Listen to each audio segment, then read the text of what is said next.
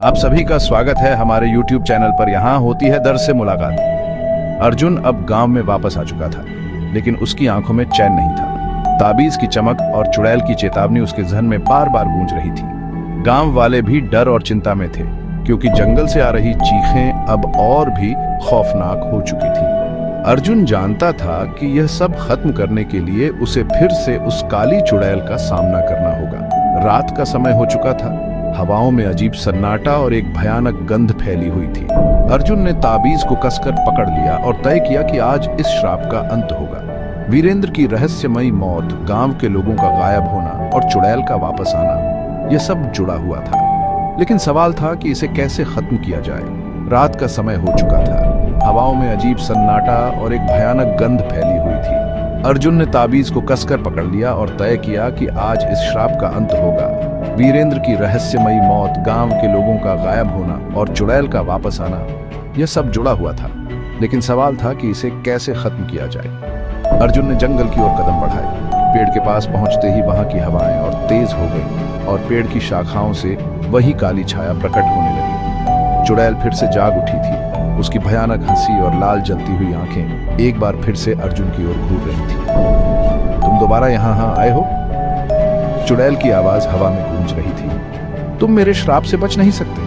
अर्जुन ने ताबीज को उठाकर हवा में घुमाया और ताबीज से एक तेज रोशनी निकलने लगी। लेकिन इस बार चुड़ैल की ताकत और ज्यादा थी। ताबीज की रोशनी से उसे थोड़ी तकलीफ तो हो रही थी, लेकिन वह कमजोर नहीं हो रही थी। ये ताबीज मुझे रोक नहीं सकता, चुड़ैल ने जोर से चीखते हुए कहा।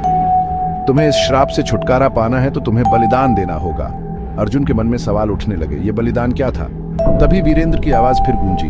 अर्जुन, ये ताबीज ही इस श्राप का हिस्सा है। इसे नष्ट किए बिना काली चुड़ैल कभी खत्म नहीं होगी।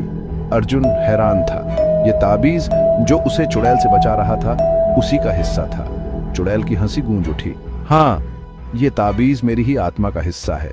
इसे नष्ट करो और तुम मुझे भी नष्ट कर दोगे। लेकिन याद रखना, इसे नष्ट करने का मतलब है खुद को भी श्रापित करना। अर्जुन के सामने अब सबसे बड़ा सवाल था, क्या वह ताबीज को नष्ट कर चुड़ैल का अंत कर सकता था? लेकिन अपनी जान जोखिम में डालकर अर्जुन ने अपने अंदर की हिम्मत जुटाई। उसने ताबीज को देखा और उसे समझ में आ गया कि यह एक घातक खेल था। अगर उसने ताबीज को नष्ट किया तो उसकी खुद की आत्मा भी खतरे में पड़ सकती थी। लेकिन यह एकमात्र तरीका था चुड़ैल के श्राप को हमेशा के लिए खत्म करने का। अर्जुन ने अपनी पूरी ताकत से ताबीज को जमीन पर फेंक दिया और एक बड़ा पत्थर उठाकर उसे नष्ट करने की कोशिश की। जैसे ही ताबीज फूटा, चारों ओर एक जोरदार धमाका हुआ और काली चुड़ैल जोर से चीखने लगी। उसकी आकृति धीरे धीरे धुंध में खुलने लगी। पेड़ की शाखाएं कांपने लगीं और जमीन फटने लगी। अर्जुन के चारों ओर बिजली सी कौंध रही थी और हवा में वीरेंद्र की आवाज फिर से गूंजी। तुमने सही फैसला लिया अर्जुन। यह श्राप अब खत्म हो रहा है, लेकिन तुम्हें इसकी कीमत चुकानी होगी। जैसे ही सब शांत हुआ, अर्जुन बेहोश हो गया। अगली सुबह गांव में सन्नाटा था। लोग अर्जुन को ढूंढने जंगल गए, लेकिन वहां उसे नहीं पाया। पेड़ की जड़ें अब शांत थीं और ताबीज का कोई निशान नहीं था। अर्जुन कभी गांव नहीं लौटा, लेकिन चुड़ैल की चीखें भी अब कभी सुनाई नहीं दी। गांव के लोग उसे एक नायक के रूप में याद करने लगे, जिसने अपनी जान देकर काली चुड़ैल के श्राप को खत्म किया था।